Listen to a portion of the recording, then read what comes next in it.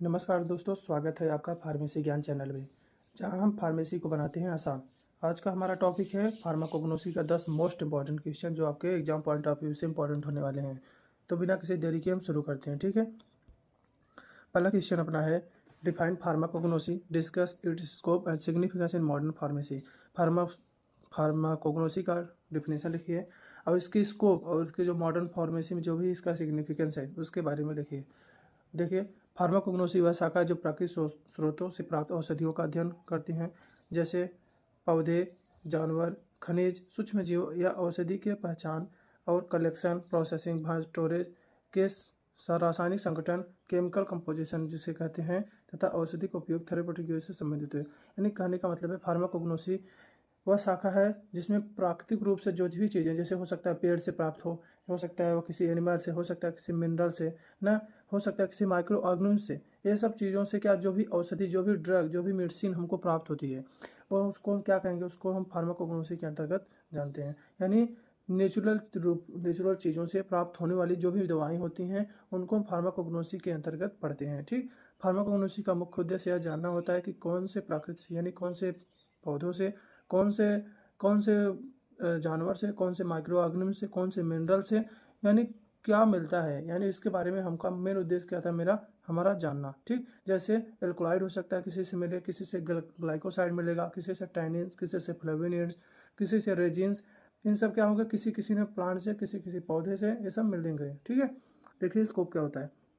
Pharmacognosy का क्या scope होगा कि ड्रग डिस्कवरी एंड डेवलपमेंट, यानी नई दवाओं का खोज करना, उनका अध्ययन करना। अगला क्या हो सकता है, हर्बल मेडिसिन को क्या करना, उसकी इंडस्ट्री में, यानी हर्बल मेडिसिन के बनाने में ना उसमें यूज किया जा सकता है। और फाइटोकेमिस्ट्री मतलब औषधि पौधों में पाए जाने वाले रासायनिक घटकों का अध्ययन, यानी जो भी हमारी ड्रग है उसमें कौन सा एक्टिव केमिकल पाया जा रहा है उसके बारे में जानकारी ले लेना। और क्या हो सकता है, quality control of crude drug, यानी क्रूड ड्रग की जो भी गुणवत्ता, शुद्धता है उसको नियंत्रित करना ना, वो कितना प्योर है कितना इम्प्योर है, यानी उसको कंट्रोल करना। और क्या हो सकता है, फार्मास्यूटिकल इंडस्ट्री में, फार्मा कंपनियों में दवाओं के निर्माण हेतु कच्चे पदार्थ का चयन, जो भी दवाएं बनती है वहाँ पे जो भी कच्चा पदार्थ यूज होता है उसे फार्माकोग्नोसी के द्वारा पहचाना जाता है। कि फार्माकोग्नोसी में बताएगा कि इसमें कौन सा कच्चा पदार्थ है जो कि आगे चल के इसमें कौन सी ड्रग बनेगी, ठीक। आगे देखिए, significance in modern pharmacy. Modern pharmacy significance देखिए, आज के युग में जब सिंथेटिक दवाइयों के साइड इफेक्ट बढ़ रहे हैं, वहाँ प्राकृतिक औषधियाँ, नेचुरल ड्रग सिर्फ लोकप्रिय हो रही हैं। मतलब जो भी आप एलोपैथिक मेडिसिन यूज करें, हम जानते हैं उसमें साइड इफेक्ट बहुत ज़्यादा होता है। तो वहाँ पे क्या कर रहा है कि यहाँ पे आयुर्वेदिक दवाएं जो भी हैं, जो नेचुरल दवाएं हैं, उनको हम यूज में ला रहे हैं। फार्माकोग्नोसी के माध्यम से हम शुद्ध और सुरक्षित दवाएं, प्राकृतिक दवाएं प्राप्त कर सकते हैं। यानी जो भी नेचुरल दवाएं हैं और फार्माकोग्नोसी की मदद से वो सब दवाओं को हम यूज कर सकते हैं। इसके अतिरिक्त कई मॉडर्न मेडिसिन जैसे मॉर्फिन, क्विनिन, एट्रोपिन, डिजिटॉक्सिन आदि की खोज भी पौधों से, प्राकृतिक स्रोतों से हुई। यानी ये सब भी किसके किसके द्वारा खोज की गई हैं, प्राकृतिक पौधों से। जो भी नेचुरल पौधे मिल रही हैं उन्हीं से ये भी दवाएं खोज की जा रही हैं, ठीक। इससे यह सिद्ध होता है कि फार्माकोग्नोसी न केवल पारंपरिक चिकित्सा बल्कि मॉडर्न ड्रग डिस्कवरी और डेवलपमेंट में अत्यधिक महत्वपूर्ण भूमिका निभा रही है। मतलब ऐसे यही हमको समझ में आ रहा है कि जो फार्माकोग्नोसी है यह सिर्फ चिकित्सा में ही नहीं और नए ड्रग की डिस्कवरी में, उसके डेवलपमेंट में भी बहुत अहम भूमिका निभा रही है, ठीक।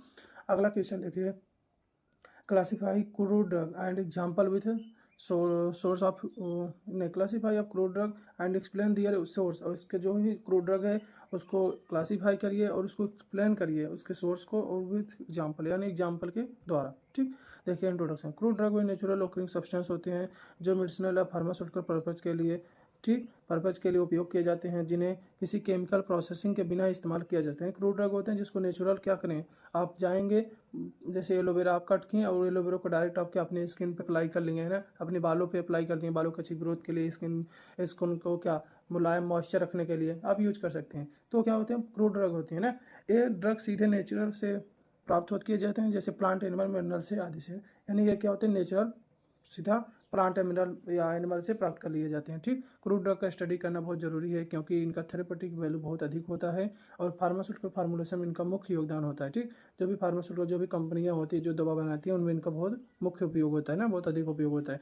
क्लासिफिकेशन देखिए, बेस्ड ऑन द ओरिजिन के आधार पर, मतलब कहाँ से मिल रहा है, प्लांट ओरिजिन, अगर प्लांट से मिला जैसे सेना लीफ ना, कहाँ से मिलता है? फ्रॉम कैसिया अंगुस्टिफोलिया से। इसफेगोल होता है, क्लो होता है, जिंजर, ये सब क्या होते हैं? प्लांट से मिलते हैं। एनिमल क्या हो सकता है? ओरिजिन जैसे हनी हो सकता है, जेलेटिन, वूल फैट ना। मिनरल क्या होता है? जैसे कैनोलिन, टाल्क, बोरेक्स, एस्बेस्टस ना, ये क्या होते हैं? मिनरल्स। और अगला क्या क्लासिफिकेशन किसके बेस पे हो सकता है? Based on nature of chemical composition. Chemical composition का नेचर क्या है? जैसे alkaloid, glycoside, volatile oils, resin, tannins. Alkaloid क्या होता है? जैसे morphine, coniine, atropine. Glycoside senna digitalis. Volatile किसमें? क्लो में, यूकलिप्टस में। रेजियंस में क्या होते हैं? जैसे सफोटिडा, जिंजर। और टेनिन्स में क्या है? कटेचू और अमला। ठीक। बेस्ड ऑन मार्फोलॉजी, मार्फोलॉजी के आधार पर यानी कैसा दिख रहा है। Organised, unorganised. ऑर्गेनाइज्ड मतलब जिनकी स्ट्रक्चर क्या हो? डिफाइन होती है, जैसे लीफ, रूट, स्टेम आदि ना, जैसे सेना का लीफ, रिक्वाराइज का रूट। ठीक। अनऑर्गेनाइज्ड, असंगठित, जिसका कोई डिफिनिट स्ट्रक्चर नहीं होता, जैसे गम, रेजिन, हनी, इन सब का कोई डिफिनिट स्ट्रक्चर नहीं होता। ठीक। और क्या हो सकता है? देखिए, source of crude drug. Crude drug के कौन क्या क्या सोर्स हो सकते हैं? जैसे प्लांट सोर्स हो सकता है ना, हमको पता है कि एक सबसे कॉमन सोर्स होता है, कॉमन सोर्स है। और क्रूड ड्रग प्लांट के विभिन्न हिस्सों से प्राप्त की जाए, जैसे लीफ से रूट से, बार से, फ्रूट से, फ्लावर से, सीड से, होल प्लांट से। देखिए, इसका सब एग्जाम्पल दिया गया है, आप इसको पढ़ लीजिएगा। ठीक। अगला क्या है? Animal source. एनिमल सोर्स से क्या में क्या, जैसे हनी और कॉड लिवर ऑयल से। और उसके बाद क्या होता है? वुड फैट और जेलेटिन, ये सब का देखो है, आपका एग्जाम्पल दिया है सामने। ठीक। और क्या हो सकता है? मिनरल सोर्स, जैसे टाल्क, बोरेक्स, एस्बेस्टस में। चाल के सब नेचुरल ओकरिंग मिनरल्स हैं जो डायरेक्टली या प्रोसेस फॉर्म में दवाओं में यूज किए जाते हैं। माइरिन सोर्स हो सकता है, जैसे agar agar from red algae. Red algae से क्या मिलता है? अगार अगार, स्पॉन्ज हो सकता है, कोरल रीफ्स हो सकते हैं। ठीक। अगला क्वेश्चन देखिए, describe method of adulteration and evolution of crude drug. Adulteration मतलब होता है मिलावट, एवोल्यूशन मतलब होता है निरीक्षण करना। ठीक।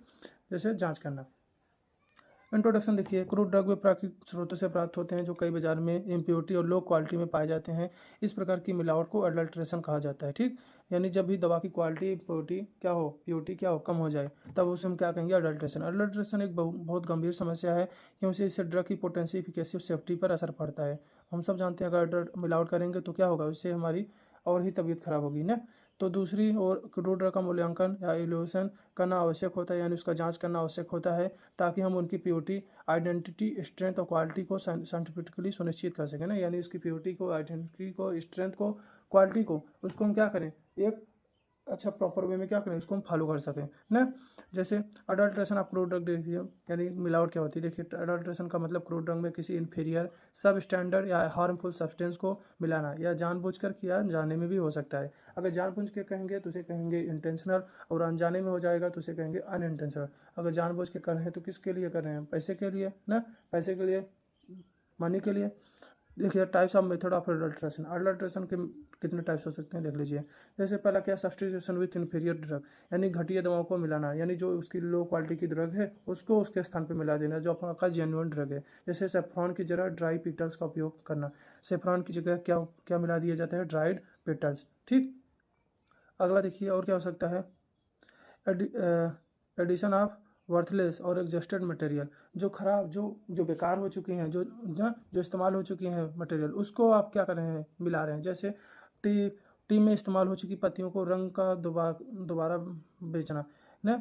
जो चाय पत्ती में, जो टी में जो इस्तेमाल हो चुकी है, जैसे टी में इस्तेमाल हो चुकी जो भी पत्तियां हैं, उसको फिर रंग करके फिर दोबारा उसको क्या बेचा जा रहा है ना। ये क्या होगा? एग्जॉस्टेड मटेरियल, यानी ये सब यूज हो चुकी थी, बेकार हो चुकी थी, इस्तेमाल हो चुकी थी, फिर इसको यूज कर रहे हैं। ठीक। और क्या हो सकता है? एडमिक्सचर विथ फॉरेन मैटर, किसी विदेशी पदार्थ का मिला देना, जैसे क्लोक में लकड़ी के टुकड़े मिला देते हैं। ठीक। क्लोक में क्या होते हैं? लकड़ी के टुकड़े मिला देते हैं। और क्या होगा? यूज ऑफ सिंथेटिक केमिकल, किसी कृत्रिम रसायन का उपयोग करें, जैसे टर्मरिक में लेड क्रोमेट मिलाना रंग को गाढ़ा करने के लिए।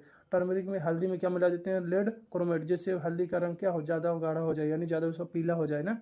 और क्या हो सकता है? डेलिबरेट सब्स्टिट्यूशन, यानी जानबूझकर नकली सामग्री मिला देना, जैसे जिंजर में स्पेंट जिंजर मिला देते हैं। ठीक। और क्या होता है? मिस हैंडलिंग ड्रग स्टोरेज या ट्रांसपोर्ट, यानी गलत स्टोरेज और मिलावट ना, गलत स्टोरेज से मिलावट कर दिया। जैसे मॉइस्चर आप ऐसी जगह पे रख दिए उसको स्टोर करके जहाँ मॉइस्चर बहुत ज़्यादा है, तो उसमें क्या होगा? मॉइस्चर आ जाएगा, फंगस लग सकते हैं, कीड़े लग सकते हैं, उसको आप अच्छा प्रॉपर वे में क्या, और उसको आप स्टोर ना करें हो। ठीक। एवोल्यूशन देखिए, मूल्यांकन देख लीजिए इसका क्या होता है। एवोल्यूशन के माध्यम से क्रूड ड्रग की आइडेंटिटी, प्योरिटी और क्वालिटी को साइंटिफिकली प्रूव किया जाता है। एवोल्यूशन के कई प्रकार हो सकते हैं, जैसे ऑर्गेनोलेप्टिक क्या होता है? जो आपके सेंस ऑर्गन के द्वारा आप उसे पता कर सकते हैं, मतलब जो भी ड्रग है उसका क्या गंध है, क्या उसका स्वाद है, क्या उसका स्पर्श है ना, आप उसको, उसका कैसे टेस्ट है, ये सब आप देख के ये सब देख के, ये सब अपने सेंस ऑर्गन से आप पहचान सकते हैं, उसकी मार्फोलॉजी देख के आप पहचान सकते हैं ना। जो भी आपकी सेंस ऑर्गन है, जैसे हमारा नाक, कान और हाथ, जो भी जीभ, जो भी हमारा सेंस ऑर्गन है, तो वो क्या करेगा, वो ड्रग को पहचानने में मदद करेगा। तो क्या होता है, ऑर्गेनोलेप्टिक एवोल्यूशन। माइक्रोस्कोपिक में क्या होता है, जिसको माइक्रोस्कोप की मदद से उस जो ड्रग होगा उसकी क्या इंटरनल स्ट्रक्चर को देखेंगे ना, उसको कट करके उसके एक्सटर्नल स्ट्रक्चर को देख लेते हैं, जैसे सिंडम स्टोमेटा टाइप देख लेते हैं, कैल्शियम ऑक्जेलेट क्रिस्टल ना, ये सब देख लेते हैं। ठीक, और क्या हो सकता है, माइक्रोस्कोपिक एवोल्यूशन के बाद अगला क्या है, केमिकल एवोल्यूशन। केमिकल एवोल्यूशन क्या होते हैं, ड्रग को ये एक्टिव केमिकल को पहचानने के लिए केमिकल टेस्ट किए जाते हैं। कुछ केमिकल टेस्ट होते हैं, जैसे उसको ड्रग को अच्छे से पहचाना जा सके, जैसे एल्कलाइड की पहचान के लिए ड्रैगन ड्रॉप रिएजेंट टेस्ट होता है। फिजिकल एवोल्यूशन देख लिया, ड्रग के फिजिकल प्रॉपर्टी जैसे density, melting point, moisture content and आदि को मेजर किए जाते हैं। Example ice value, extractive value, moisture content, ये सब क्या है, फिजिकल पैरामीटर हैं जिसकी मदद से इसको चेक किया जा सकता है। ठीक, अगला क्या है, बायोलॉजिकल एवोल्यूशन। बायोलॉजिकल मतलब किसी, जैसे आप इसको बायो से भी कहते हैं, जैसे आप किसी को कोई ड्रग हो उसको खिला दीजिए, फिर उसके बाद देखिए उस पर क्या असर पड़ रहा है, उसके बेसिस पे आप उसको एक ड्रग में रख, जैसे आप किसी को बेलाडोना धतूरा खिला दिए, उसको नशा कर दिया, तो हम जाएंगे इसमें क्या होगा, एल्कलाइड होगा। एल्कलाइड क्या करेगा, नशा उसको क्रिएट दे देगा। ठीक, जैसे डिजिटल इसकी पोटेंसी फ्रॉग के हार्ट पर टेस्ट करके जांची जाती है। ठीक, एक उसका उदाहरण है।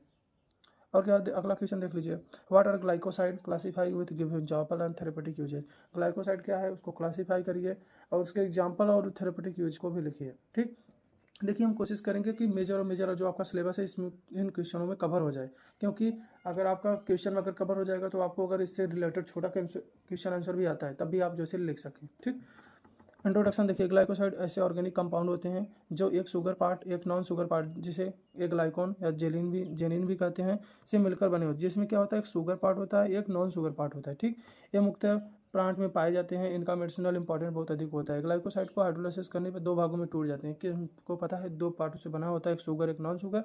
जब इसका हाइड्रोलाइसिस करेंगे, जिसमें वाटर से इसको रिएक्शन कराएंगे तो दो में टूट जाएगा, किसमें, एक ग्लाइकोन जो शुगर पार्ट होता है, दूसरा एक ग्लाइकोन जिसमें नॉन शुगर पार्ट होते हैं। जैसे ग्लाइकोन में ग्लूकोज रेमनोस हो सकता है, एक ग्लाइकोन में यही हिस्सा थेरेपेटिक इफेक्ट के लिए जिम्मेदार होता है। हम अगर बात करें कि ग्लाइकोसाइड में जो एक ग्लाइकोन पार्ट होता है शुगर, ये नॉन शुगर पार्ट होता है, जो थेरेपेटिक एप्लीकेशन, जो थेरेपेटिक यूजेज जो होता है उसका इफेक्ट होता है, वो क्या होता है, एक ग्लाइकोन पार्ट से ही आता है। ठीक, सोर्स ऑफ ग्लाइकोसाइड देख लीजिए, ग्लाइकोसाइड प्लांट किंगडम में व्यापक रूप से पाए जाते हैं, रूट, बार, सीड, लीफ, फ्लावर में मिलते हैं। कुछ फेमस ग्लाइकोसाइड कंटेनिंग प्लांट है, जैसे डिजिटलिस परप्यूरा, एलो बार्बाडेंड्रिसिस, सीना एलेक्जेंड्रिया ने एलेक्सड्रिया, सेना एलेक्साड्रेंड्रिया।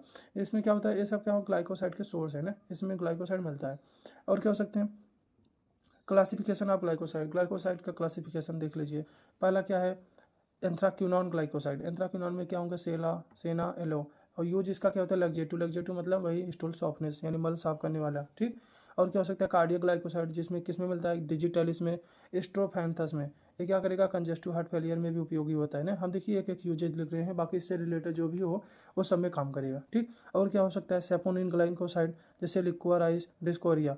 इसके क्या होता है, एक्सपोर्टेरियन, यानी कफ को निकालने वाले, जैसे आपको खांसी जब होती है तो क्या कफ बनता है, कफ को निकालने के लिए भी सेपोनिन ग्लाइकोसाइड यूज किया जाता है। जैसे और क्या है, साइनोजेनेटिक ग्लाइकोसाइड, या बीटा एल्मॉन्ड होता है, जैसे किसमें, बीटा एल्मॉन्ड में। और क्या करता है, रिस्पिरेटरी स्टिमुलेट में, यानी कम मात्रा में क्या करता है, रिस्पिरेटरी, जो फिर रिस्पिरेशन है उसको क्या करे, इसको स्टिमुलेट करता है। और क्या हो सकता है, फ्लेवेनाइड ग्लाइकोसाइड, ये रूटीन में मिलता है और क्या करेगा, कैपिलरी स्ट्रेंथ, ब्लड वेसल को मजबूत बनाने के लिए। ठीक, अगला देखिए, आइसोथायोसाइनेट ग्लाइकोसाइड, या मस्टर्ड ऑयल, यानी ब्लैक मस्टर्ड में मिलता है, यानी काली सरसों में ना।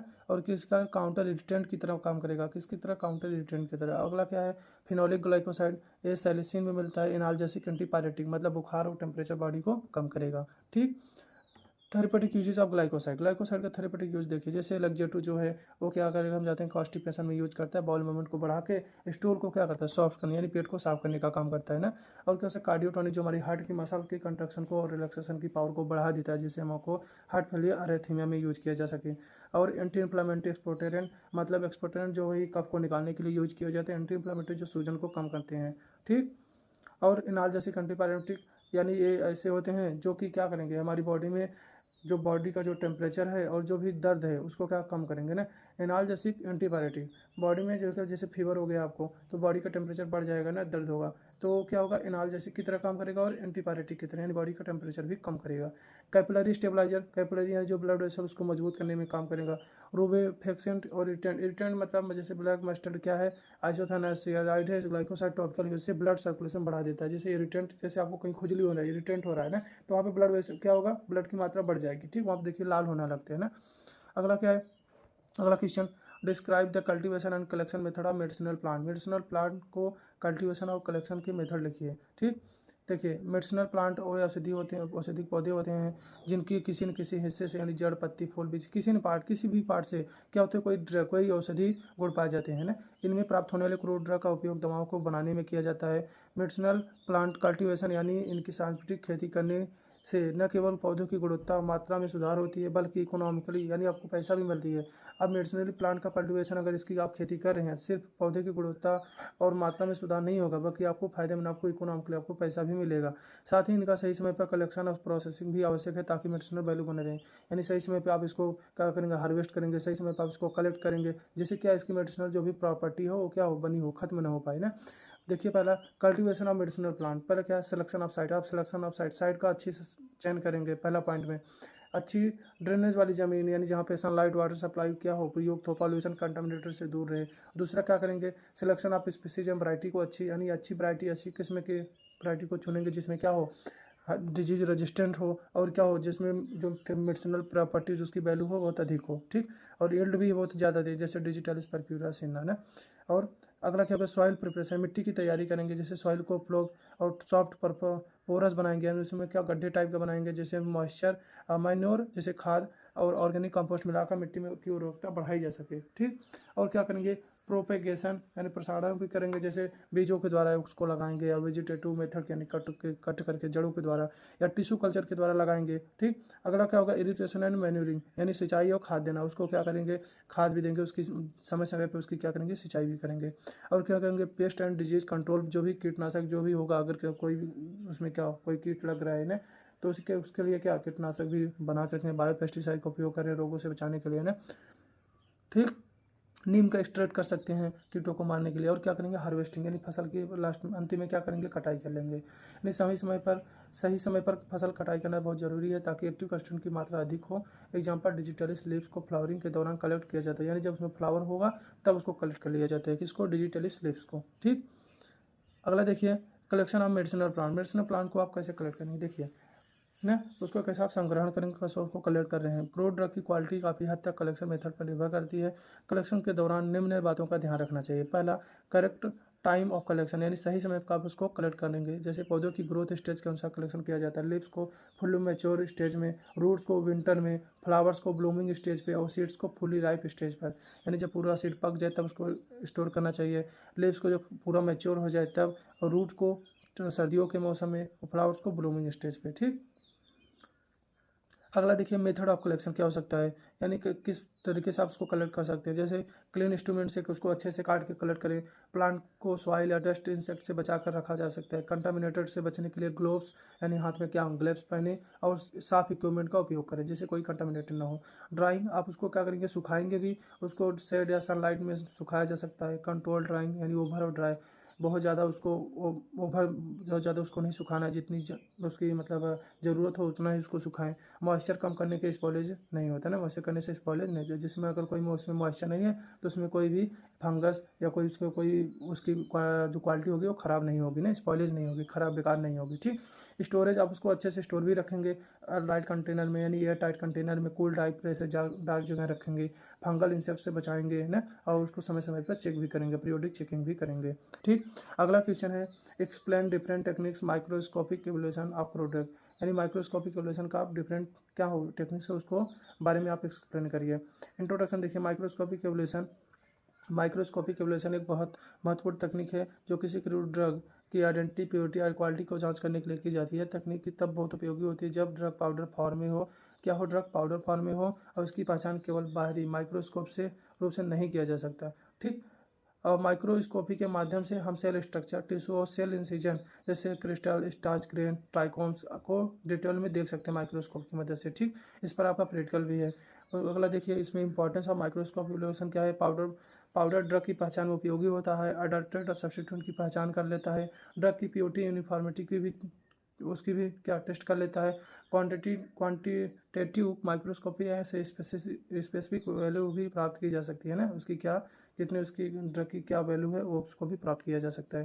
देखिए अगला माइक्रोस्कोपिक एवोल्यूशन टेक्निक क्या है। ऑर्गेनोलेप्टिक स्टडी यानी यह पहला स्टेप होता है जिसमें कलर, ऑर्डर, टेक्सचर और टेस्ट चेक किए जाते हैं थ्रू द यह माइक्रोस्कोप है, लेकिन पर माइक्रोस्कोपी से पहले इनिशियल आइडिया देता है। ठीक, और क्या हो सकता है ट्रांसफर सेक्शन प्रिपरेशन, अनुप्रस्थ खंड बनाना, जैसे फ्रेश या प्रिजर्व प्लांट पार्ट को कट करके थिन सेक्शन तैयार किए जाते हैं और क्या करते हैं सेक्शन को स्टीन से कलर किया जाता है और टिश्यू क्लियर दिखे, जैसे help the study internal arrangement of tissue, जैसे कॉर्टेक्स, मस्कुलर बॉन्ड, एपिडर्मिस, ये सब क्या है माइक्रोस्कोप के अंदर देखा जा सकते हैं ना।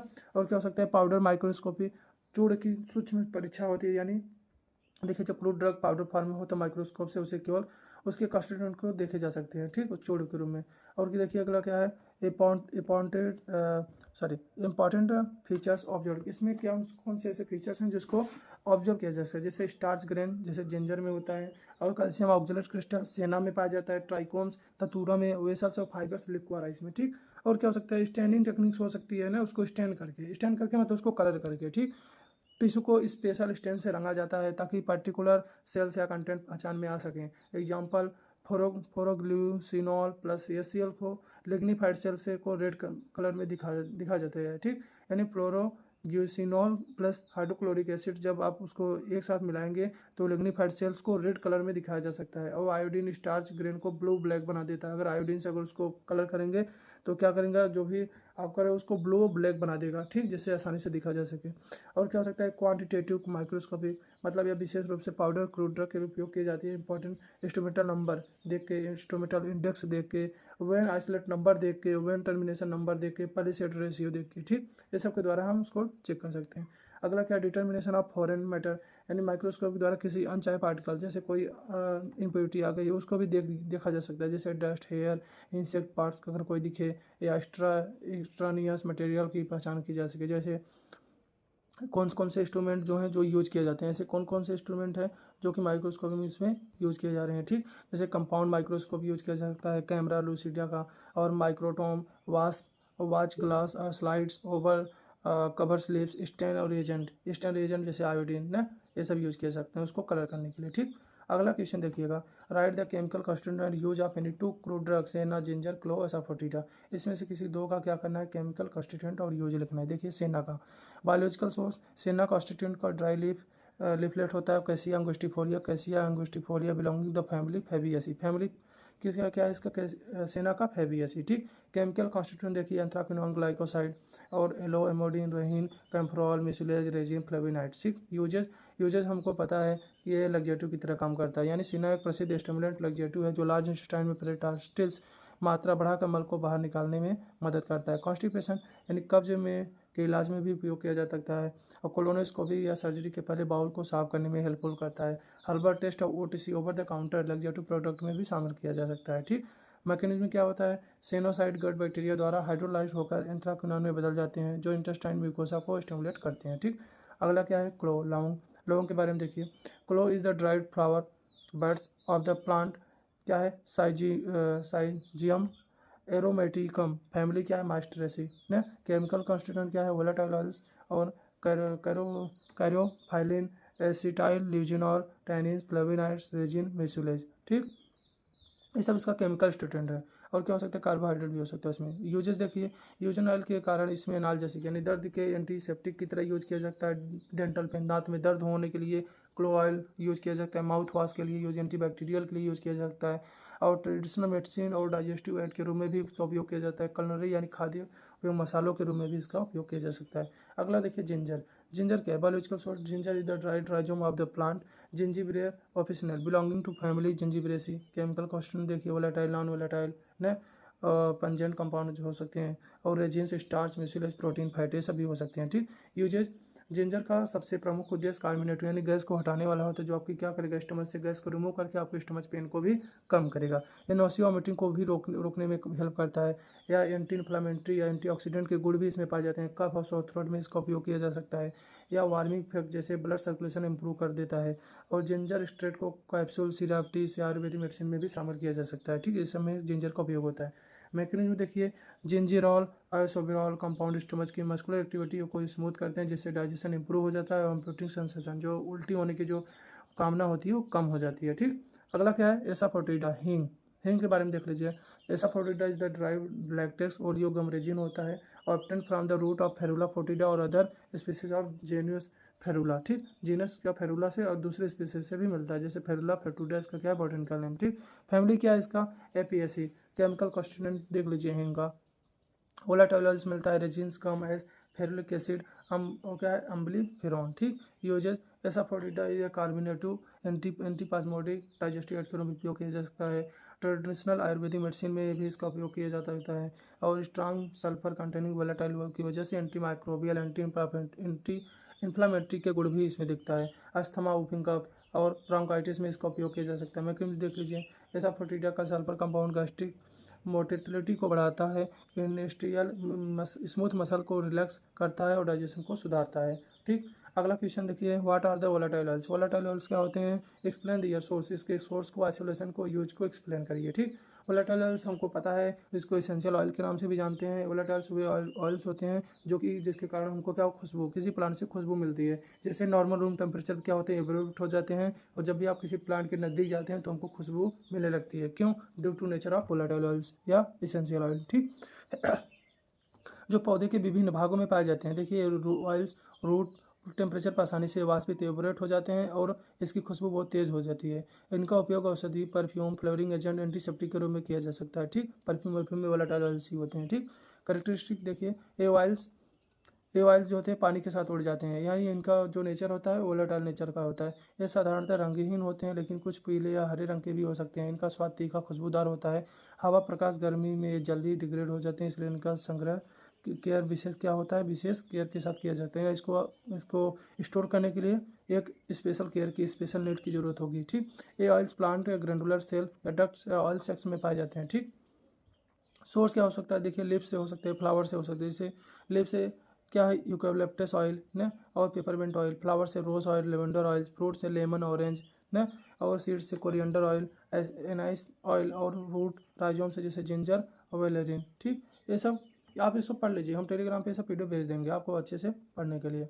ठीक, मेथड ऑफ आइसोलेशन देख लीजिए। स्टीम डिस्टिलेशन हमको पता है, स्टीम भाप के द्वारा इसको निकाला जा सकता है, यानी सबसे समान मेथड है जो पौधे की सामग्री को पानी के साथ हीट करके ऑयल को अलग कर लिया जाता है। दूसरा एक्सप्रेशन मेथड, यानी निचोड़ के सिट्रस फ्रूट के छिलकों से ऑयल निकालने के लिए लेमन और ऑरेंज, जैसे लेमन और ऑरेंज। ठीक, यानी जो सिट्रस फ्रूट है उनके छिलकों से भी तेल निकाला जा सकते हैं, ऑयल निकाला जा सके। और क्या हो सकता है, सॉल्वेंट एक्सट्रैक्शन, यानी डेलीगेट फ्लावर जैसे जैस्मीन, रोज से ऑयल निकालने के लिए उपयोग किया जा सकता है। इसमें किसी ऑर्गेनिक सॉल्वेंट जैसे ईथर का उपयोग किया जाता है। ठीक, और क्या लगा, इनफ्लोरेज, यानी बहुत पुरानी समय की तकनीक है जिसमें फ्लावर को ग्रास में दबाकर ऑयल निकाला जा सकता है। यूजेस देख लीजिए, मेडिसिनल यूज होता है इसका, जैसे antiseptic, expectorant, dental pain, digestive disorder, pain reliever, इन सब की तरह यूज किया जा सकेगा। कॉस्मेटिक यूज होता है, जैसे परफ्यूम, सॉप, लोशन, फ्रेग्रेंस देने की।